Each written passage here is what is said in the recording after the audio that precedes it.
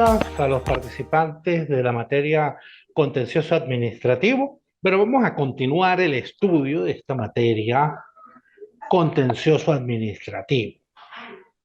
De la materia contencioso administrativo, que es en realidad, en términos muy sencillos, en términos resumidos, no es otra cosa que el derecho procesal que permite a las personas, a los administrados, a los ciudadanos de a pie, a los ciudadanos que no están investidos de poderes públicos, litigar contra el Estado. En este caso, los ciudadanos que no están investidos de poderes públicos hasta cierto punto, porque el contencioso administrativo, dentro de sus modalidades, tiene en algunos aspectos, al menos dentro del sistema jurídico venezolano, un modo de proceder, una acción que es ejercida por parte de los órganos del Estado cuando eh, considera que otro órgano del Estado está invadiendo su esfera de competencias.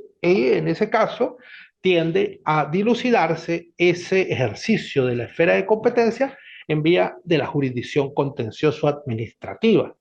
Es digamos, es un surgimiento novísimo del derecho contencioso administrativo, el hecho de que se pueda regular de forma específica este tipo de acción. Porque sabiendo, como habíamos hablado en la clase anterior, el contencioso administrativo surgió como una jurisdicción. Vamos a la historia. En el punto de vista histórico, el contencioso administrativo surgió como una jurisdicción administrativa. Esto es, ¿qué quiere decir esto? Que como en Francia se consideró que la separación de poderes para eh, mantener ese equilibrio dentro de los poderes públicos que lograse evitar el surgimiento de determinadas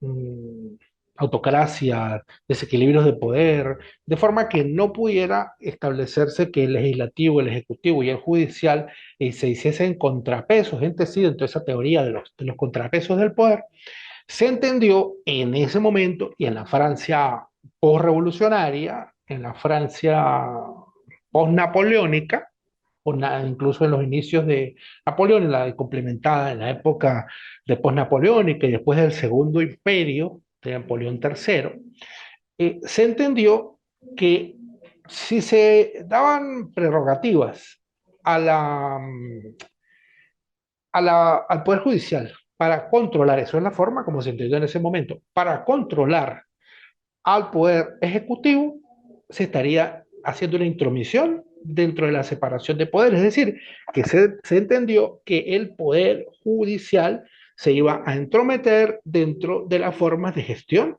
del poder ejecutivo. Por tanto, se creó la figura del Consejo de Estado, se creó esa figura del Consejo de Estado que conocía en alzada, en apelación, las decisiones de los tribunales de la República en esa materia, en los casos en que se enfrentaba los particulares contra el Estado, en los casos en que el Estado estaba haciendo un ejercicio de su poder.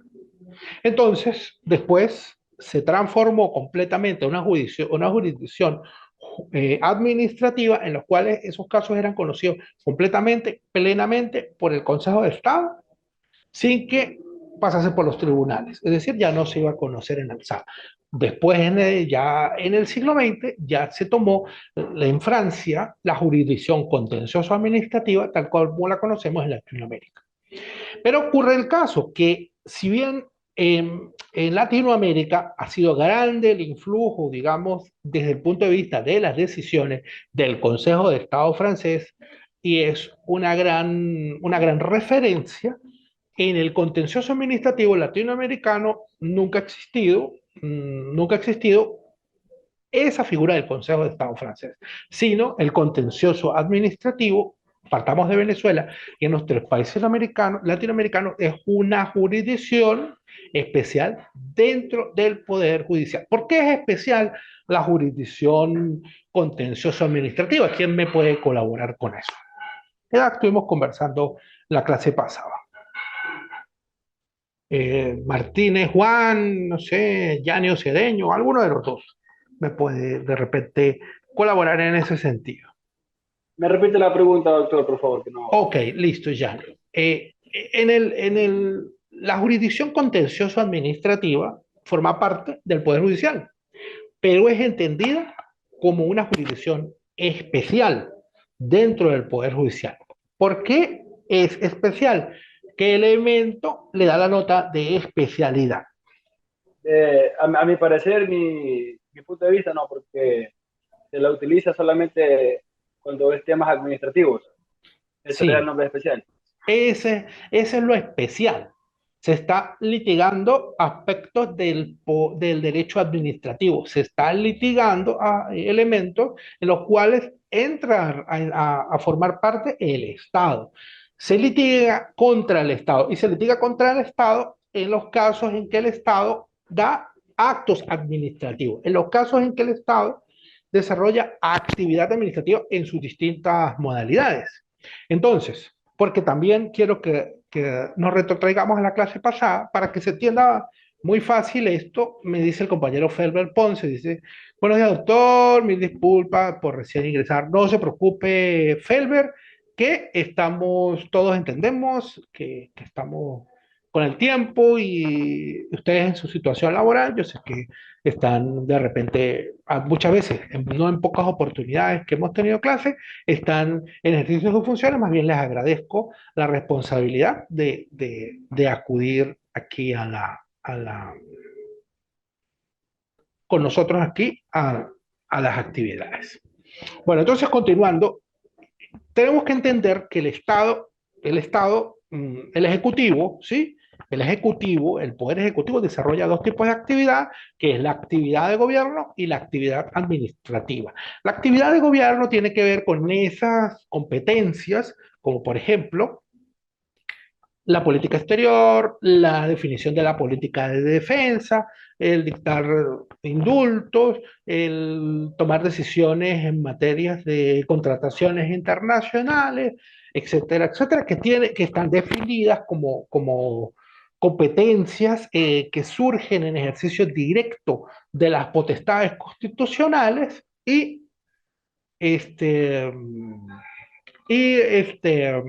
este tipo de actividad de gobierno no se encuentra regulada, no se encuentra controlada por la jurisdicción administrativa. Por eso no pudiera decirse jamás que, pongamos en el Ecuador, se va a ir al contencioso administrativo para controlar cómo está manejando la política exterior de la República de Ecuador, de repente en algunas alianzas o en algunos acuerdos con el Perú, porque de repente yo considero que el Perú ha sido una nación que de repente ha generado algunas hostilidades, ¿sí? O que yo no puedo hacer determinadas normas de política exterior con, eh, con la República de Colombia por de repente diferencias ideológicas o por problemas en no tener un control de la frontera sur colombiana con la frontera norte ecuatoriana. Bueno, ese tipo de decisiones no las podemos controlar, no las podemos controlar, sí, pero sí podemos controlar, por ejemplo, el órgano de política exterior, pues se le puede controlar algunas, por ejemplo, unas eh, contrataciones que ha realizado, un tipo de una resolución que hace para llamar, para hacer, regular ciertos trámites que deben hacer los ciudadanos extranjeros o los ciudadanos ecuatorianos. Ese tipo de cosas son actos administrativos, forma parte de la actividad administrativa del Estado y puede ser regulado. Entonces, esa actividad administrativa es la que forma parte del conjunto de competencias inherentes a la jurisdicción contencioso administrativa. Una de las características de la jurisdicción contencioso-administrativa es la universalidad del control que le corresponde. ¿Por qué la universalidad del control? Porque también debemos recordar, no sé si ustedes tengan noticia de eso, en nuestra práctica gubernativa latinoamericana, sobre todo en los casos en los que ha habido gobiernos de facto o gobiernos de repente elegidos popularmente, pero que tienen, digamos, cierto matiz autoritario, se ha recurrido a una cierta figura de la creación de unos actos administrativos, una suerte de decretos y demás, que se denominan actos de soberanía, actos de gobernabilidad, actos superiores de gobierno, actos superiores del Estado, mil nombres.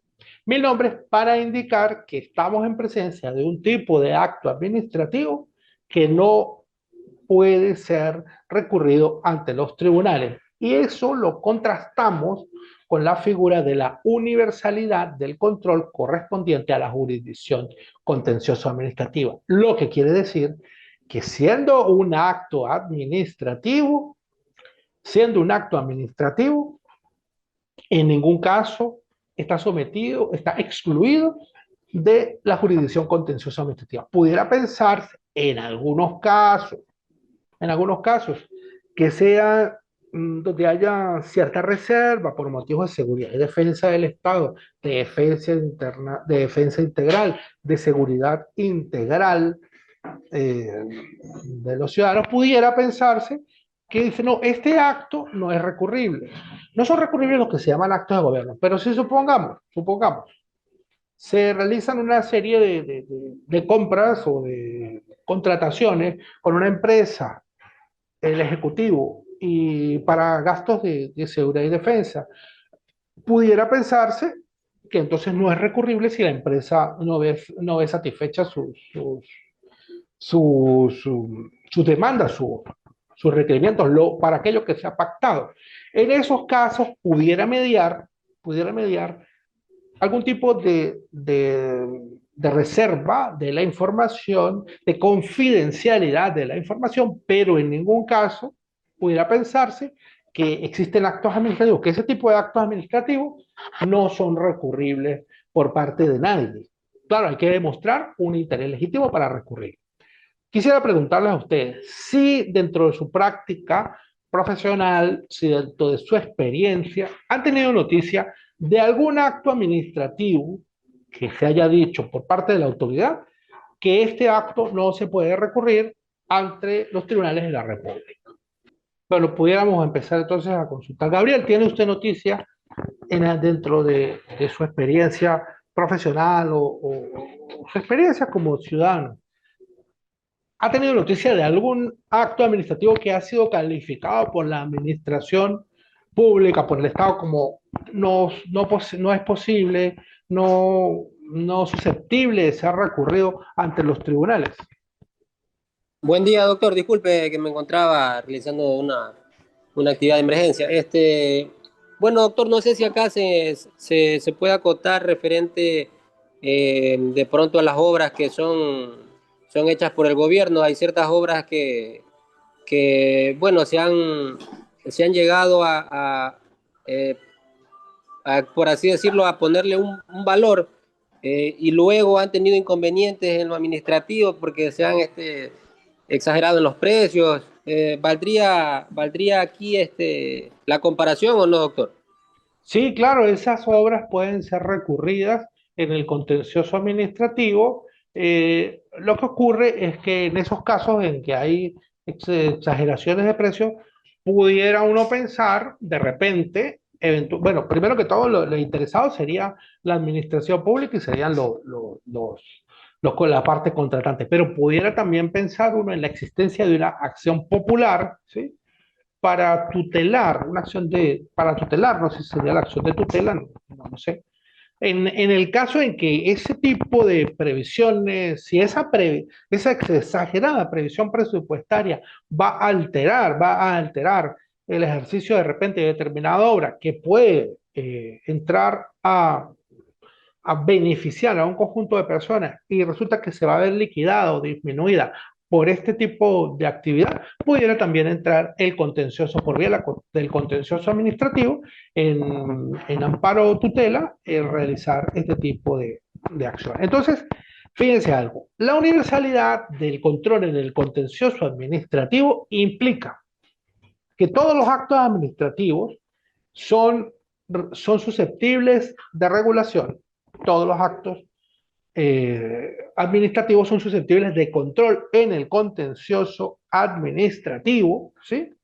Son susceptibles. Y también indica que los actos administrativos son susceptibles de control por cualquier motivo de contrariedad a derecho.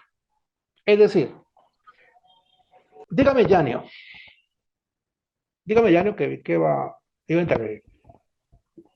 ¿Cómo está, doctor? Usted estaba pidiendo ejemplos Sí. de dónde podría entrar un contencioso administrativo, ¿no? Uh-huh. Correcto. Yo creo que tengo un caso, un ejemplo de un compañero, hablando de un tema administrativo de lo que es la Policía Nacional, ¿no? Una entidad pública. Ya, tengo el caso de un compañero en el cual él presentó lo que es un contencioso administrativo por motivo de una negligencia administrativa por parte de... toma contacto con mi suboficial que está ahí. Un ratito. Ya. Bueno, en sí, él tuvo un problema con lo que es el ascenso. Acá las leyes que nos norman por el ascenso son un poco estrictas, hay que cumplir requisitos y todo lo demás. El compañero efectivamente tenía lo que es un requisito de los cuales se piden para el ascenso, lo tenía, pero no se lo habían subido, o sea, fue por parte de negligencia de lo que es la parte de talento humano, ¿no? Ok. Durante la labor del compañero, y el compañero lo cesaron de funciones. Lo cesaron de funciones por... Correcto. No solo no lo ascendieron, sino lo cesaron. Lo cesaron y no ascendió, correcto. Y el compañero, o sea, ahí yo creo que ingresaría, ¿no? Porque el compañero la presentó, lo que es un contencioso administrativo por parte de su persona, por lo que existe una negligencia por parte de talento humano, ¿no? Sí, claro. Ahí claro. ingresaría, porque quien tuvo la culpa fue talento humano, que no le subió su nota. Y por el motivo que no le subió la nota, le cogió el ascenso y como vieron que no tenía completos los requisitos, lo cesaron. Claro, claro, ahí evidentemente hay un caso de contencioso administrativo. Sí, en esos casos, por ejemplo, yo me interesa mucho conversar esta materia con ustedes, porque en los casos de los órganos de seguridad y en los órganos de seguridad y defensa, se tiende mucho a pensar que, pues, dada la importancia y, digamos, lo delicado del asunto, que es la competencia del órgano en el cual ustedes trabajan, se tiende a pensar que de repente las decisiones administrativas están por encima del derecho. Es decir, bueno, el derecho es así, pero para otras personas, porque realmente, digamos, el tipo de labores que ustedes desarrollan tiende a darle la idea a las autoridades de que bueno, no importa. Si se cometió un error, no importa, porque lo más importante es garantizar la seguridad de las personas, la seguridad integral. Veo que alguien levantó la mano. No sé dónde es. Bueno, entonces, en esos casos, ¿sí? Tenemos claramente establecido la existencia de una regularidad, ¿sí? Una regularidad para el desarrollo o para el otorgamiento de un ascenso y para el otorgamiento de una evaluación. Entonces, esos parámetros deben ser respetados, porque independientemente de que los policías sean agentes de la seguridad pública, pues también son ciudadanos que tienen los mismos derechos. En ese caso, operaría una acción de nulidad. Deberá anularse el, el- este, deberá intentarse el juicio de nulidad por ese tipo de decisión administrativa. Y ahí tendríamos que retrotraernos al derecho administrativo para buscar el catálogo de infracciones al derecho, bien sean de rango constitucional, bien sean de rango legal o sublegal, que han determinado que ese accionar de la administración se apartó del derecho y violentó intereses y derechos subjetivos de particulares, bueno, de particulares o incluso de servidores públicos, pero que al momento están investidos de autoridad, pero que al momento de enfrentarse al Estado tienen el mismo nivel de indefensión de cualquier ciudadano. Entonces, cuando yo hablo de la universalidad del control, es en ese caso, supongamos, Daniel, que eso que usted me dice esté establecido en un reglamento, esa forma de evaluar, pero también pudiera estar establecido en decir, bueno, está el derecho al trabajo y está establecido en la Constitución. En algunos países se pensaba que, o en algunos países se piensa que lo que es una violación directa de la Constitución no es objeto del contencioso administrativo, sino es objeto de la jurisdicción constitucional. Y lo que es objeto de violación de normas de rango legal y sublegal hacia abajo forma parte del contencioso administrativo. En Venezuela existe una universalidad del control contencioso administrativo.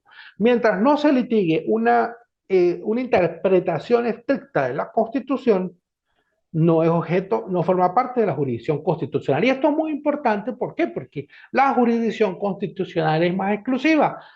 Para decirlo en términos sencillos, la jurisdicción contencioso administrativa es más democrática. La jurisdicción contencioso administrativa corresponde por su cercanía, por la cantidad de tribunales, por el acceso geográfico, económico, institucional, es de mayor acceso, es más democrática que la jurisdicción constitucional, porque la jurisdicción constitucional normalmente se ejerce de forma difusa en todos los tribunales de la República, pero en este caso en forma concentrada en la Corte o en el Tribunal Constitucional, y pues eso implica que una persona que está de repente en una provincia o en un estado alejado de la capital debe ir a litigar a la capital con todo, y bueno, sí, con todo lo que ello implica, pero decir, bueno, sí, tiene toda la libertad, tiene todos los derechos, pero en realidad a la hora de la verdad, a la hora de verificar el ejercicio efectivo de los derechos, se puede comprobar que la tutela judicial efectiva, es decir, aquel derecho que el Estado le garantiza o esa garantía que el Estado debe ofrecerle a los ciudadanos de que cualquier discrepancia, cualquier presunta violación de derechos, cualquier problema que surja del orden de la vida civil, puede ser ella atendido, puede ser sometido al conocimiento de los tribunales de la República y resuelto de acuerdo con las normas de la República. En ese caso, la tutela judicial efectiva se vería disminuida si yo, por ejemplo, no sé, de alguna provincia lejana del Ecuador, me tengo que trasladar a la capital de la República para litigar un caso por el simple hecho de que en él se me está violando una norma constitucional. Es decir, que aparte de que la entidad de la violación, el grado de la violación, porque obviamente cuando me están violando un derecho constitucional, es más grave desde el punto de vista jurídico mi violación. Entonces, ante una violación de tal magnitud que estamos hablando de un derecho fundamental, en ese caso, incluso me hace cada vez más gravoso y más difícil. Entonces, no, el contencioso administrativo funciona como una universalidad también de violaciones de derecho, es decir, por cualquier causa que sea constitucional o legal, tiene competencia el contencioso administrativo porque es un derecho. Realmente, la asistencia al contencioso administrativo es en sí misma un derecho fundamental ligado con la tutela judicial efectiva, en el entendido de que recordemos que la tutela judicial efectiva es uno de los basamentos de nuestro Estado de Derecho moderno. Porque conlleva... Doctor, una preguntita. Estoy escuchando que dice cuando hay una vulneración de derechos constitucionales. Dígame, Jan. Dígame que no le oí bien. Usted hacía hincapié en lo que corresponde de que cuando existe una vulneración a un derecho constitucional, ¿verdad? Ahí entraría un contencioso administrativo. Y la acción de protección, doctor, también podría entrar una acción de protección cuando existe ese tipo de vulneraciones de derechos. Claro que sí, claro ¿Cuál que es sí. cuál es el parecido o la diferencia entre estos dos recursos, entre una acción de protección y un contencioso administrativo? ¿Qué los diferencia o qué los separa? Mire, le hago la explicación es la más sencilla. Supongamos dos casos en los cuales haya una violación de un derecho constitucional, ¿sí? Cuando la acción por una violación de un derecho constitucional por parte de un acto administrativo del Estado. Cuando la acción contenciosa administrativa de nulidad, supongamos en este caso, en el caso del compañero que fue cesado de sus funciones, obviamente le están cercenando el derecho al trabajo. ¿Sí? Es obvio. Ok. Existe una acción de nulidad contra ese tipo de acción del Estado. ¿Sí? Pero si estamos en presencia de que esa violación del Estado va a generar un daño terrible, un daño que no va a poder ser reparado. Pongámosle un lapso de duración al proceso entre unos 3 y 6 meses. ¿Sí? Bueno, y durante esos 3 y 6 meses, pues se puede mantener la persona y tal. Pero supongamos que estamos en presencia de que él se ha quedado sin trabajo y como consecuencia de haberse quedado sin trabajo, también debe desatender el tratamiento médico de un hijo, ¿sí? Entonces, eso no va a permitir que él pueda utilizar de forma eficiente la acción de protección por la acción de nulidad, de contencioso administrativa de nulidad, porque cuando él logre recuperar su trabajo, después de ejercer esa acción, va a enfrentarse a que pueda haberse producido un daño irreparable como la muerte o el perjuicio irreparable de la salud de su hijo. Entonces, en ese caso, cuando no existe un medio idóneo que permita con prontitud frente a un peligro que se está ocurriendo o algo inminente, es que opera la acción de protección. La acción de protección es un tipo de acción extraordinaria y pudiéramos decirle, como residual, porque es lo que queda, lo que ya se puede usar cuando las otras acciones no son válidas por el tipo de consecuencia que es, porque se está violando un derecho constitucional y porque la violación de ese derecho constitucional no puede ser reparada por los medios normales. Entonces, cuando median ese tipo de circunstancias es que opera la acción de protección. Por eso pasa, no sé si ustedes me imagino que sí en la práctica del Ecuador, en muchos casos, muchos abogados intentan acciones de protección o en Venezuela acciones de amparo y dice la gente no, que el tribunal se parcializó porque la declaró inadmisible. La declara inadmisible porque no operan los presupuestos fundamentales para el ejercicio de la acción de protección. Esa sería fundamentalmente, Janio, la diferencia. No sé si me explico bien. Serían fundamentalmente la diferencia entre la acción de protección y la acción contenciosa administrativa, que pueden tener el mismo fondo, pero tener que actualizarse ante circunstancias distintas. No recuerdo el número aquí en la Constitución de Ecuador de la acción de protección. No sé si me lo recuerdan para hacerlo más rapidito. Si alguien lo tiene en la mano, el número de la acción de protección en la Constitución del Ecuador. Entonces, Gianni, no sé si me he entendido bien, si me he sabido explicar respecto de la diferencia que puede haber en ese tipo de acciones o los otros compañeros que están. No, sí, todo claro, doctor. Doctor, otra preguntita un poquito más personal, ¿no? Uh-huh, Eh, un ejemplo, ¿no? En el caso de que una persona presentó lo que es una acción de protección, ¿verdad? La uh-huh. presentó, bueno, pasó por todas las instancias, ganó la acción de protección, o sea, le dieron lugar a la acción de protección porque se demostró que había una vulneración de derechos, ¿verdad? Eh, una vez que, poniendo el ejemplo, no, se reintegró, el ejemplo que es policía, se reintegró a las filas, él estuvo fuera por unos 4 meses. El juez ordena la reparación integral, ¿verdad? Y que se le devuelvan todos los... Sí, la restitución de su estatus jurídico. Ujú. Ya, correcto. Y que se le devuelva, que se le pague todos los días desde que lo cesaron, ¿verdad? Sí, claro. Ya. Eh, correcto, ya.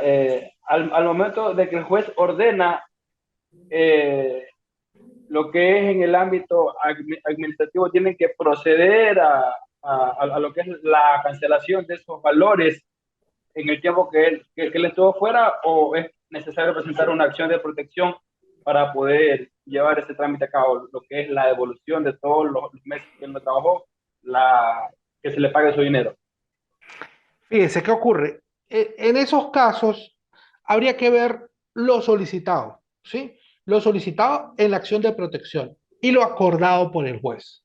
Si el juez acuerda el pago de esos salarios que serían los salarios caídos o los salarios debajo de percibir, si el juez acuerda porque lo ha pedido la persona en su acción de protección, si el juez acuerda ese, ese pago, no debe mediar ningún procedimiento alguno judicial, no debe, o sea, la decisión del tribunal es suficiente para ejecutar, es un título ejecutivo, es como, entiéndase, como una letra de cambio, pero que el tribunal la está ejecutando en sí misma. Entonces, el órgano jurisdiccional debiera simplemente, el órgano judicial no, el órgano administrativo debería simplemente proceder a realizar los cálculos, a llegar a un acuerdo, a revisar, a hacer una experticia, si el tribunal manda una experticia complementaria al fallo, es lo que debiera hacer.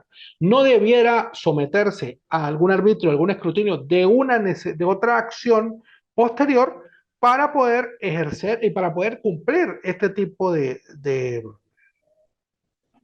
para cumplir este tipo de mandato. En Venezuela, ¿sí? Cuando el órgano jurisdiccional, el órgano administrativo, pudiéramos decir, se hace loco, tiene una actividad, no ejecuta, hace actuaciones fraudulentas para evitar el cumplimiento más allá de lo que está previsto en las leyes, en esos casos, el juez acuerda un arresto a la persona por desacato de poder, por desacato de la autoridad e incluso puede darle creo que hasta un año prisión a la persona que sin ningún tipo de beneficio. Entonces, no debe haber ningún tipo, no debe mediar ningún tipo de acción adicional porque la acción de protección es como decir la acción suprema y pero en ese caso debe considerarse cuál fue el petitorio.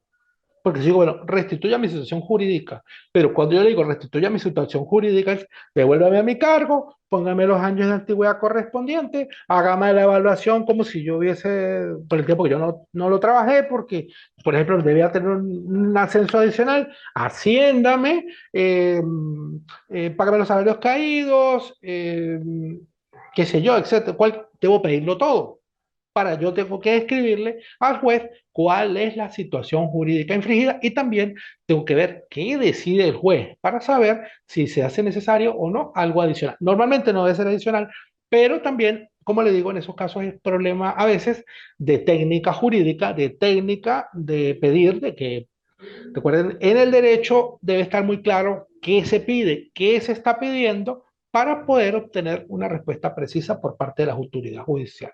No sé, Janio, si con eso más o menos estamos ya un poco claros con la acción de protección. Me parece muy pertinente porque, y también la acción de protección, a veces, si se trata, dependiendo, puede hacerse por vía contenciosa administrativa, si es contra órganos del Estado, a veces en vía en, en jurisdicción constitucional. No sé, Yanis, ya que quedan como 2 minutos, si quiere me puede indicar qué le ha parecido, que si está conforme o si tiene alguna otra duda que podamos resolver rápidamente. No, correcto, todo claro. Yo creo que sí respondiendo a mi pregunta. Cuando el juez en su resolución dicta lo que le indiqué de que se le devuelvan los meses que no persiguió, su sueldo y todo lo demás, entonces la orden directa del juez tiene que cumplirse y no necesita lo que es un contencioso administrativo adicional. No necesita ningún contencioso administrativo. En todo caso, pudiera Sí, ¿verdad? necesitar algún acto de ejecución si de repente el tribunal contencioso está lejos de allí y se requiere algún acto de ejecución, pudiera ejercerse por delegación, pero no sería otro juicio, sino la parte ejecutiva de ese juicio hasta cierto punto en los casos en que la hacienda pública puede ser ejecutada, hasta allí. Pero no se requiere ningún acto, ningún otro juicio contencioso administrativo. Hoy voy a subir las actividades que tenemos pendientes porque pues he descuidado con eso. Para hacer una entrega final de 3 actividades, voy a poner la misma fecha. Eh, ya, bueno, muy contento de poder prestarles ser su facilitador. Tomen nota de mi número, cualquier cosa me pueden escribir, me pueden llamar, 0 más 58 424 757 3750. Repito, más 58 424 757 3750. Creo que pues nos podemos entonces ya retirar, habiendo cumplido los objetivos de entender un poco este contencioso administrativo. Tengo que subirles hoy también un material para que el material que yo he hecho referencia de Alan Brunner Carías para que podamos estudiar un poquito más en profundidad esta materia.